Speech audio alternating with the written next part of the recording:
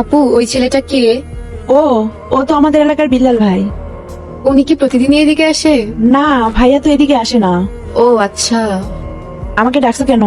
একটা দরকার ছিল। কি দরকার? এই চিঠিটা ওর কাছে দিতে পারবা? ওটা কি? ওই যে ছেলেটা আসে। ও আচ্ছা, বিল্লাল ভাই। আচ্ছা দাও। বিল্লাল ভাইয়ের কাছে তো পৌঁছে দিতে পারবো না, কিন্তু ভাইয়ার সাথে যে ছেলেটা থাকে নুসান, ওর কাছে পৌঁছে দিতে পারবো। আচ্ছা, যেভাবেই হোক চিঠিটা পৌঁছে দিও। আচ্ছা। আচ্ছা ঠিক আছে। ভাই, ইদানিং খেলতে যাও না, ব্যাপারটা কি? আমার খেলতে ভালো লাগে না। তোমার খেলতে ভালো লাগে না? ভালো লাগে না। বুঝছি, কি বুঝছস? কিছু একটা চলে। আরে না, এমনি খেলাধুলা ভালো লাগে না। ভাই কেমন আছো? ভালো আছি। এই নুসান, এদিকে আয় তো। এই চিঠিটা ভাইয়াকে দিবি। কে দিছে? তোর জানার দরকার নাই, ভাইয়াকে দিলে ভাই বুঝতে পারবে। আচ্ছা তুই দাঁড়া, আমি ভাইকে বলতেছি। আচ্ছা। I love you. কে জানতো এই দেখাটাই হবে শেষ দেখা।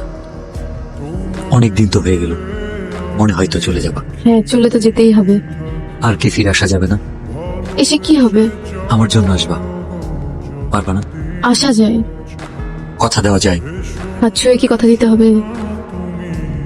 ছুঁয়ে দেখার ইচ্ছাটা পূরণ হবে, সেটা বিয়ের পর। আমি অপেক্ষায় থাকবো। হঠাৎ কাল বৈশাখী ঝড় এসে এলোমেলো করে দিল সবকিছু। এমনটা না হলেও পারত। মিঠি, এই মিঠি, কি হয়েছে? চিল্লাচ্ছ কেন?